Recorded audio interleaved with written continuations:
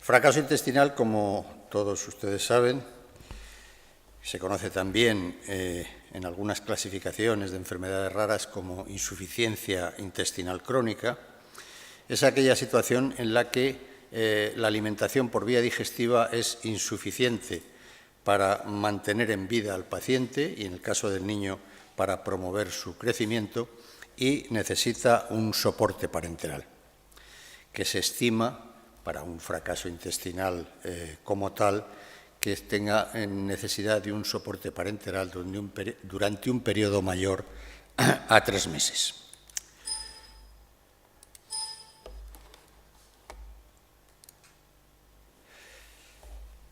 Nuestro hospital fue autorizado para realizar trasplante intestinal el 31 de julio del año 97. Durante los 2 primeros años, esto venía precedido de la experiencia en otro tipo de trasplante de órgano sólido, fundamentalmente en lo que se relacionaba con nosotros el trasplante hepático, que estaba funcionando ya desde el año 86, y viene precedido de un amplio trabajo experimental en animales. Los 2 primeros años, fundamentalmente, se evalúan pacientes aislados y pacientes propios, generalmente referidos del servicio de neonatología, y a partir del año 99, en que se realiza el primer trasplante, en octubre del 99,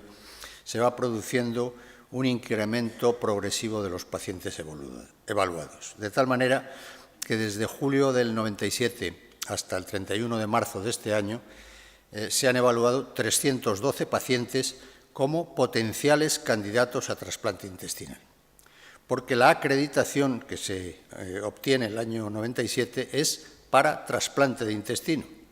Digo esto porque esto limita y selecciona el tipo de pacientes evaluados.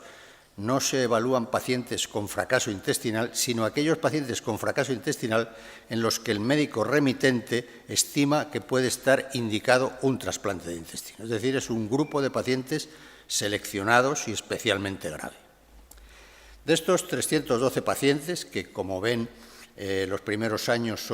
se evalúan menos de 10 pacientes y a partir del 2006 se estabiliza en una cifra entre 15 y 25 pacientes anuales, nuevos anuales, el reparto por sexos hay un ligero predominio masculino y la mediana de edad en el momento de la evaluación es en torno a los 6 meses. En el 85% de los casos, el fracaso intestinal se inició en el periodo neonatal y está relacionado, por lo tanto, con patología o genética o adquirida en el periodo neonatal. De esos 312 pacientes, 255, es decir, el 82%, son referidos de otros hospitales, no son pacientes propios. La comunidad autónoma que más pacientes ha referido es Andalucía, probablemente también en relación a su población, son 50 pacientes, seguida por hospitales públicos y privados de la Comunidad de Madrid, y 7 comunidades han remitido entre 15 y 18 pacientes, las 2 Castillas, Comunidad Valenciana, Murcia, Aragón y el País Vasco. 4 entre 7 y 8 pacientes, Canarias, Navarra, Asturias y Galicia. Cataluña, 6 pacientes. Hasta los últimos 5 años había un único paciente referido. 2 pacientes de Cantabria, afortunadamente los 2 adaptados, las 2 porque no es un varón y una mujer, adaptados sin necesidad de trasplante, 3 de La Rioja y 1 de Baleares. Antes de la crisis económica del 2007-2008, era relativamente frecuente que hubiera consultas o segundas opiniones tanto de Portugal, que se mantiene actualmente, como de países sudamericanos. A partir de ese momento de la crisis económica se produce un endurecimiento de las condiciones para aceptar pacientes extranjeros, de tal manera que prácticamente no viene ninguno.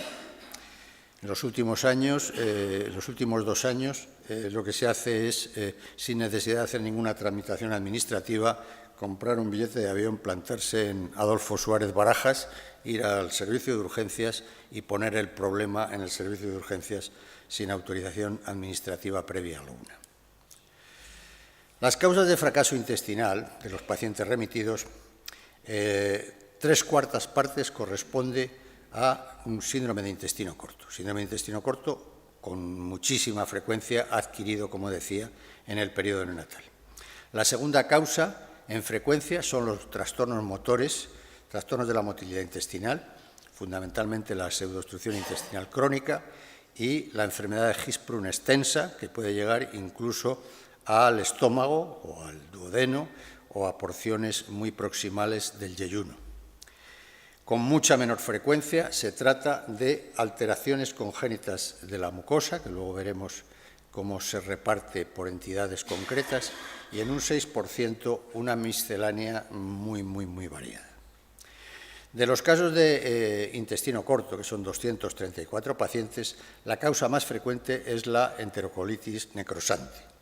seguida del vólvulo, la atresia, la gastrosquisis, que en evaluación es la cuarta causa, pero en indicación de trasplante, ya lo veremos luego, creo que es la segunda. A nivel mundial, en el registro mundial es la primera causa, y un 9% de miscelánea. Para hacerse una idea de la gravedad del intestino corto, decir que una tercera parte, 74 pacientes, tenían un intestino remanente inferior a 25 centímetros. En algunos casos eran absolutamente anentéricos, incluso en 4 o 5 pacientes tenían un duodeno no reconstruible. Y otro 22% tenían intestino remanente entre 25 y 50 centímetros. Es decir, más del 50% de los pacientes evaluados tenían un intestino remanente inferior a 50 centímetros. La segunda causa, como decía, son los trastornos motores, constituyen un 17%. En primer lugar, la pseudoobstrucción intestinal crónica, con 32 casos, de ellos 4 síndrome de Verdon, es decir, megacistis, microcolon e hipoperistalsis intestinal. Ahí tienen un caso de una paciente con una pseudoobstrucción intestinal miógena, con su dilatación de asas, sus niveles hidroaéreos en bipedestación. Es relativamente frecuente el que haya dilataciones segmentarias del intestino, en este caso un megaduodeno, y dilataciones en ileón terminal y ileón medio, y en algún caso lactantes con una dilatación generalizada de asas. La causa más frecuente y más grave son las formas miógenas aisladas, no las formas familiares. La segunda causa de trastorno motor, como decía, es la enfermedad de Hirschsprung, un ganglionismo que afecta al colon, por supuesto, al intestino delgado hasta segmentos muy proximales, incluso afectando el estómago, que son estos casos los que producen fracaso intestinal. Obviamente un Hirschsprung clásico normal no produce fracaso intestinal. Ahí tienen una manometría con la ausencia de reflejo inhibitorio anal, la típica forma en interrogación con pérdida de las angulaciones del colon en el ganglionismo cólico, la ausencia de células nerviosas y la hiperplasia de fibras ganglionares con tinción de acetilcolinesterasa. El tercer grupo, ya muy poco frecuente, son las alteraciones de la mucosa. Son 10 pacientes, un 3%. La más frecuente de las dos entidades, la enfermedad de inclusiones microvellositarias, con mutaciones del gen MIO5B, y que en la tinción de PAS el borde enterocitario, el borde en cepillo, se ciñe intensamente de color morado-violeta y con tinción CD10 de un color negruzco intenso. La segunda, un cuadro muy poco frecuente en España, acabamos de diagnosticar el primer caso español, porque los otros 3 son marroquíes, es mucho más frecuente dentro de la rareza de la enfermedad. En el norte de África es la displasia epitelial intestinal, o Tactin enteropathy, o enteropatía en penachos, que se caracteriza por la extrusión enterocitaria y formación de penachos sobre las puntas, los vértices de las vellosidades intestinales. Y un grupo de 17 pacientes, una miscelánea absolutamente variada. Hay 3 síndromes tricohepatoentéricos, 2 síndromes de Martínez-Frías, enfermedades genéticas raras como el déficit de GAT1 o una beta-galactosidosis, enfermedades lisosomales, enfermedades mitocondriales. tumores desmoides, en fin, es un grupo heterogéneo, un tumor, un pseudotumor inflamatorio, un grupo muy heterogéneo de pacientes que tienen en común, una endocrinosis entérica, que tienen en común el tener un fracaso intestinal. Ya es antiguo la descripción, ya en el 2002, autores canadienses en el Journal Pediatric Surgery llamaban la atención de que el resultado de un programa de trasplante intestinal, el éxito del programa, dependía en gran medida de la precocidad y las características del paciente en el momento de la remisión.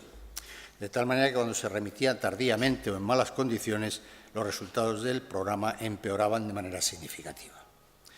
Haciendo una revisión en los pacientes que nosotros hemos recibido, pues teniendo en cuenta que hemos recibido 255 pacientes a lo largo de estos 20 años, la mitad de ellos, 128, en el momento de la revisión ya tenían una hepatopatía asociada a fracaso intestinal, que era leve, con una fibrosis portal no estrellada y no puenteante, en 52, pero ya moderada, una fibrosis portal puenteante en 44 y grave o tardía, incluso en algunos casos ya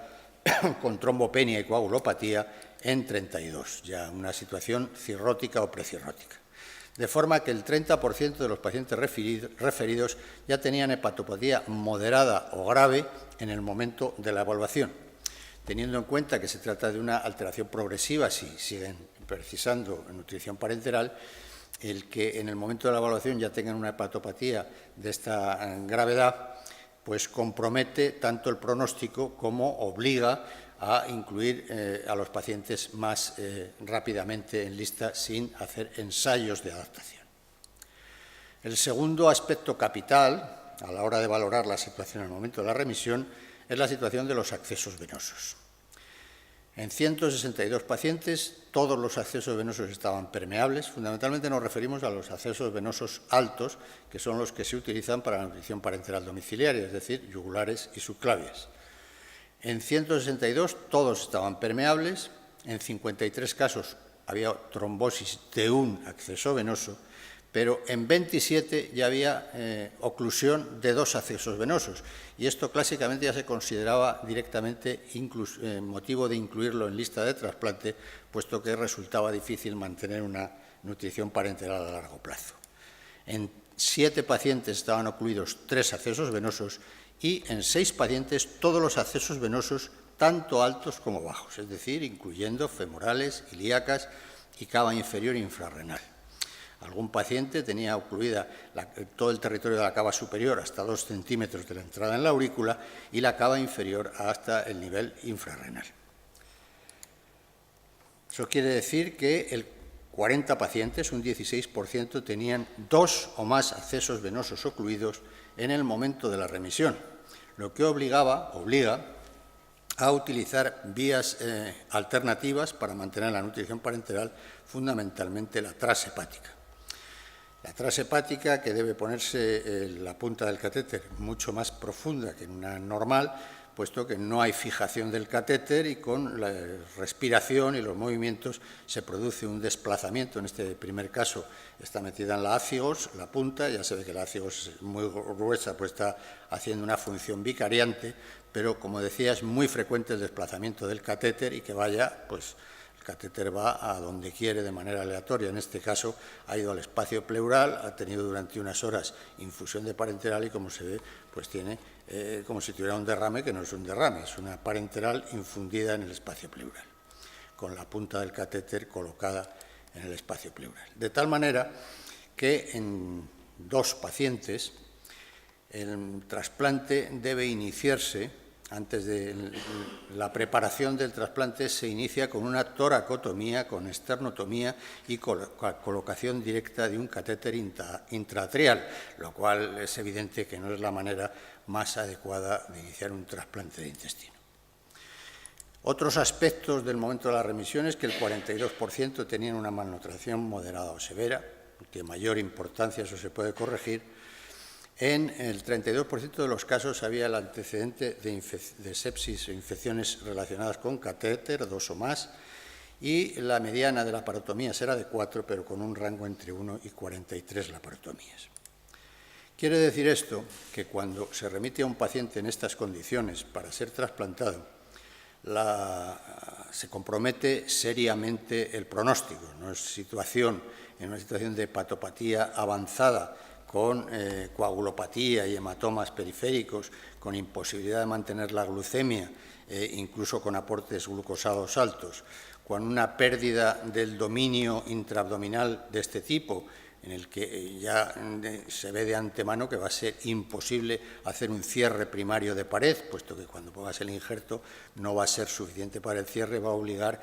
a poner transitoriamente una malla de Gore-Tex, con el compromiso que eso supone desde el punto de vista respiratorio, el retraso en la extubación del paciente y con esta situación de malnutrición que va a favorecer, junto a la inmunosupresión, el que sean mucho más frecuentes las infecciones.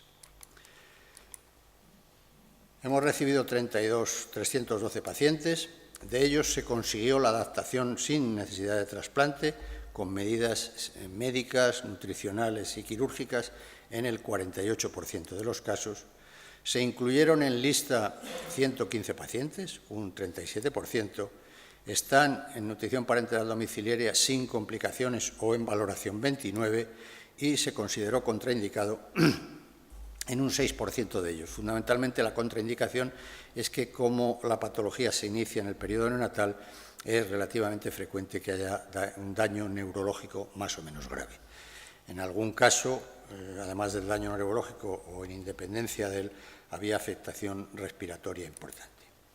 De los 115 incluidos en lista, permanecen en lista en este momento 5, se trasplantaron 85 y fallecieron en lista 25, es decir, un 21%. El fallecimiento en lista, que es una de las situaciones más frustrantes que se pueda tener en un programa de este tipo, está en relación a la escasísima donación pediátrica. Ya saben todos ustedes que España es el país del mundo con mayor número de donaciones por habitante, y es cierto, pero al hacer una distribución etaria de esos donantes, pues muchos de ellos, con frecuencia, son mayores de 60 años. Desde luego, donantes pediátricos son escasísimos y cada vez menos frecuentes en relación a la bajísima mortalidad infantil en España y que las medidas para disminuir los fallecimientos por accidentes de tráfico, lógicamente, llevan aparejado una disminución de las donaciones pediátricas, puesto que esa es una de las fuentes fundamentales de donación. Si esto lo unen con que la mediana de estancia en lista es superior a los 240 días, en números redondos en torno al año de estancia en lista, y que ya cuando son evaluados ya tienen una hepatopatía grave moderada en un 30% de los casos y otros tienen, o los mismos, tienen afectación de accesos venosos, pues es fácil entender el porqué de este 20% de fallecimiento en lista, que, como digo, es una experiencia absolutamente frustrante. Los tratamientos se hicieron 319 laparotomías, entraron en el programa de nutrición parenteral domiciliaria 177 pacientes, actualmente hay 39, se realizaron 108 trasplantes en 85 pacientes porque 24 fueron retrasplantes. De ellos, en 12 pacientes recibieron 2 trasplantes y 6 pacientes recibieron 3 injertos, de los cuales el 50% sobreviven en la actualidad.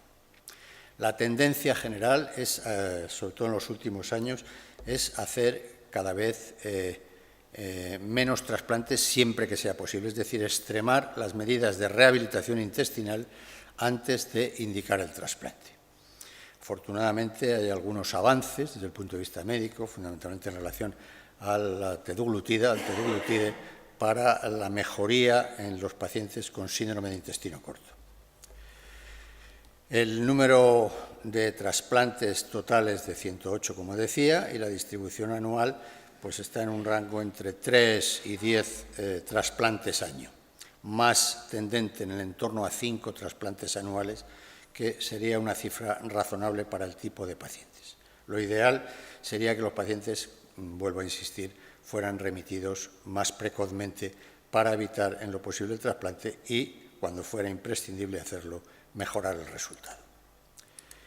Las indicaciones del trasplante, como en el grupo general, la indicación más frecuente fue el síndrome de intestino corto, 65%, seguido de los trastornos de motilidad, la displasia epitelial intestinal, la enfermedad de inclusiones microvellositarias y la miscelánea.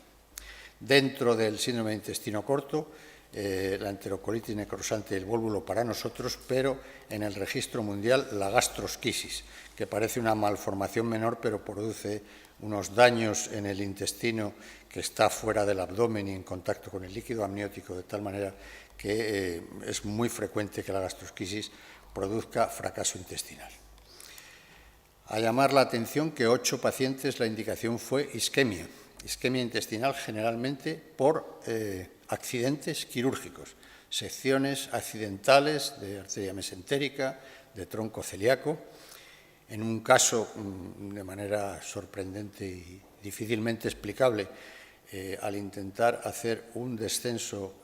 testicular por una criptorquidia, con la paroscopia produjo un intestino corto, una pérdida intestinal de 2,50 metros de intestino delgado. Los tipos de trasplante. El trasplante intestinal aislado se realizó en 26 casos, el hepatointestinal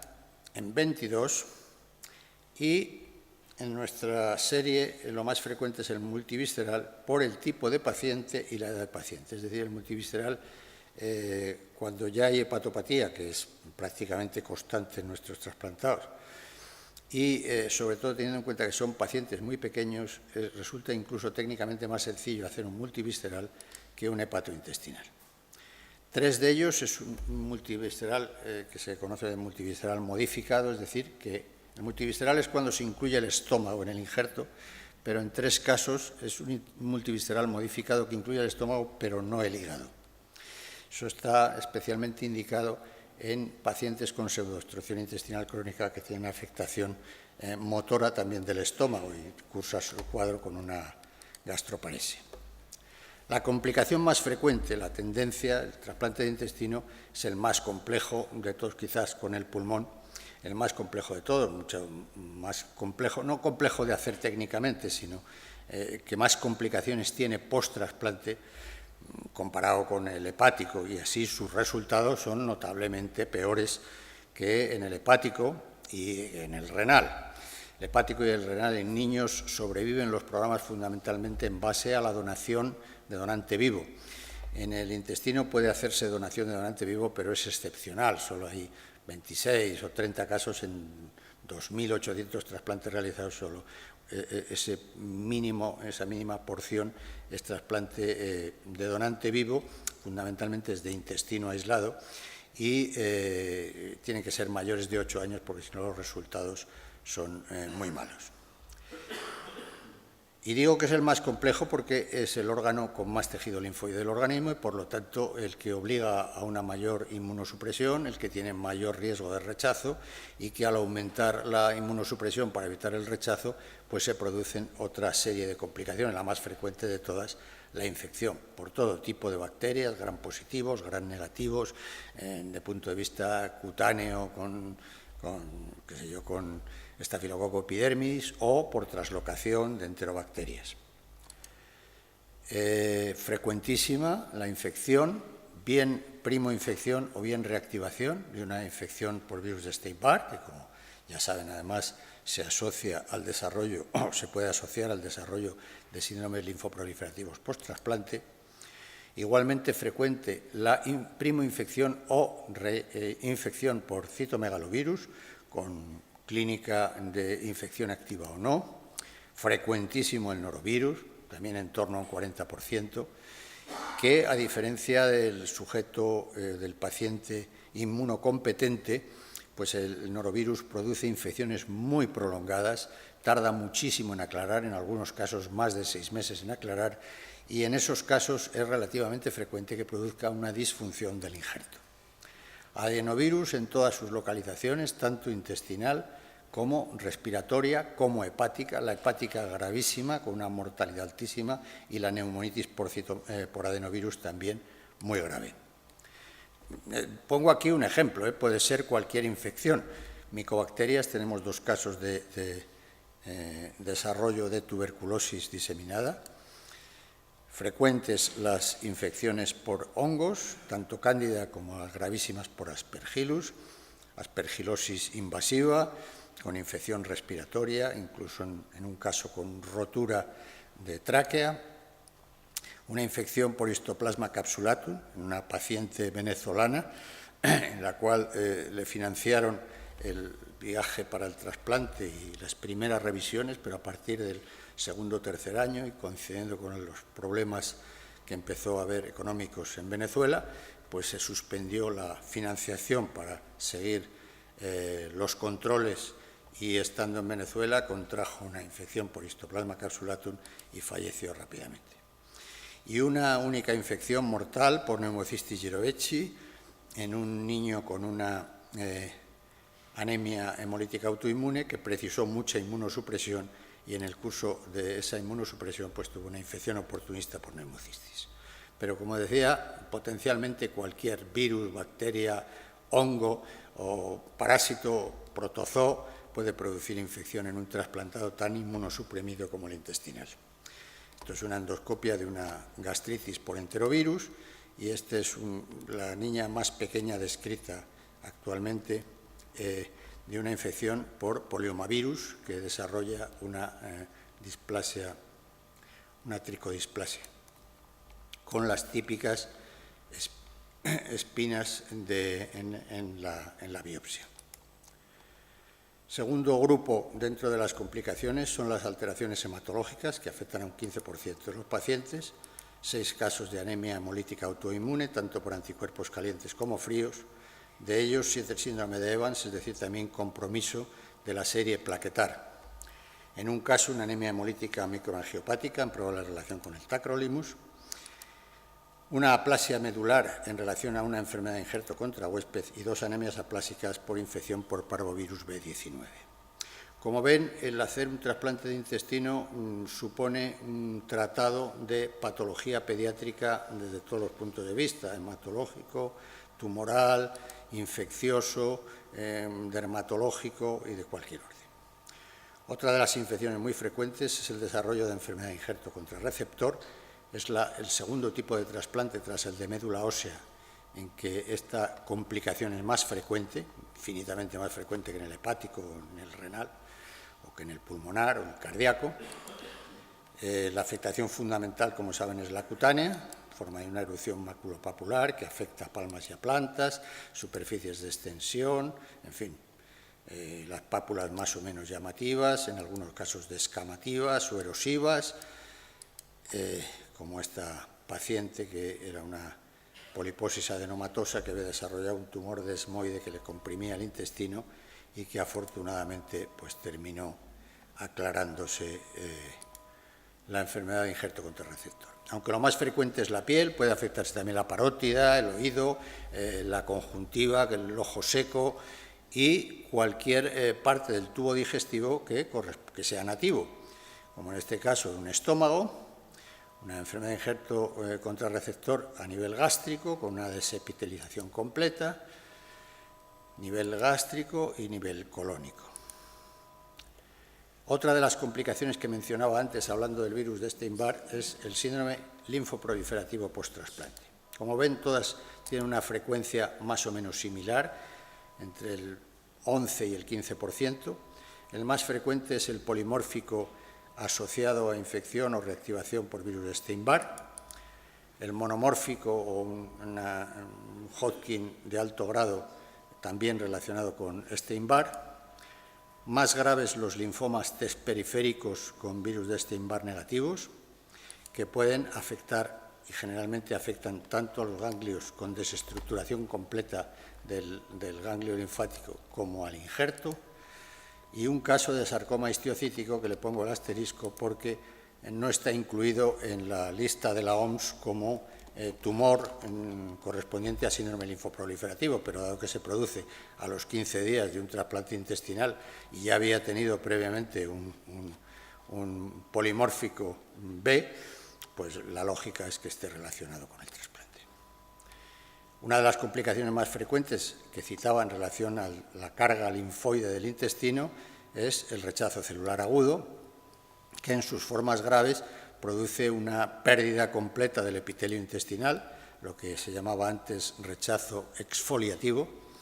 y que es difícilmente reversible porque se empieza a perder, aquí tiene islotes de mucosa rodeado de zonas ya desepitelizadas, pero en algunos casos se produce una desepitelización completa. Esta es la anastomosis duodeno-duodenal, este es el duodeno nativo, que se ve que está absolutamente normal, y ahí al fondo el duodeno injertado, que ha perdido por completo, ya lo ven por el cambio de coloración, y aquí lo ven directamente, una pérdida completa del epitelio intestinal. El rechazo crónico es una de las causas frecuentes de pérdida de injerto a largo plazo y se produce por una obstrucción progresiva de los vasos mesentéricos con una hiperplasia subintimal que produce un engrosamiento progresivo de la pared intestinal, trastornos motores y un cuadro obstructivo crónico, y que con mucha frecuencia obliga a la remoción, a la exéresis quirúrgica del injerto. Puede estar o no relacionado con el desarrollo de anticuerpos HLA, es decir, con un rechazo humoral. Este es un paciente que en el tercer trasplante, es el del sarcoma histiocítico, en el tercer trasplante presenta antes del trasplante ya una elevación de anticuerpos donantes específicos respecto al injerto previo, y en el momento del trasplante tiene un CROCH+ positivo y desarrolla de forma inmediata anticuerpos donantes específicos a títulos elevados. Se le pone tratamiento con inmunoglobulinas intravenosas, rituximab y plasmaféresis, y se produce una disminución de los niveles de anticuerpos hasta la normalización sin desarrollar, lleva ya 8 años desde este injerto, sin desarrollar posteriormente rechazo crónico. Por el contrario, esta es una chica con una pseudoobstrucción intestinal miógena que tiene portadora de un intestino aislado, tiene aquí una infección por norovirus, desarrolla una elevación de anticuerpos HLA donantes específicos en rango alto y se pone tratamiento, decrecen los anticuerpos, pero desarrolla un rechazo crónico con ulceraciones del injerto, engrosamiento parietal que obliga a la exéresis del injerto y a la realización de un trasplante multivisceral. La mortalidad global es del 34%, la causa más frecuente de fallecimiento son las infecciones y fundamentalmente se producen en el primer año post-trasplante y relacionadas con el mal estado del paciente en el momento del trasplante. Esto es una cosa conocida y clásica en el registro mundial,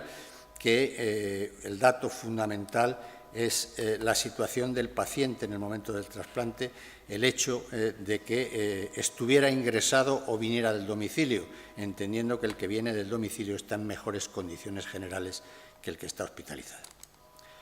Por periodos, el primer periodo, digamos la curva de aprendizaje, la mortalidad es significativamente, no significativamente con P, pero sí en odds ratio con respecto al segundo periodo, y la supervivencia global es del 78% al año, el 68% a los 3 y del 66% a los 5. Es decir, a partir de los 3 años prácticamente de post-trasplante no hay mortalidad. Puede haber pérdida del injerto, pero es rara la mortalidad. Estas cifras, que comparadas con el hepático, con el renal, pues son malas, comparadas con las series más grandes a nivel mundial, con Pittsburgh, con París, con Miami, son prácticamente superponibles. Y me despido con el regalo que me hizo la patóloga el día de mi jubilación, y muchas gracias a todos ustedes.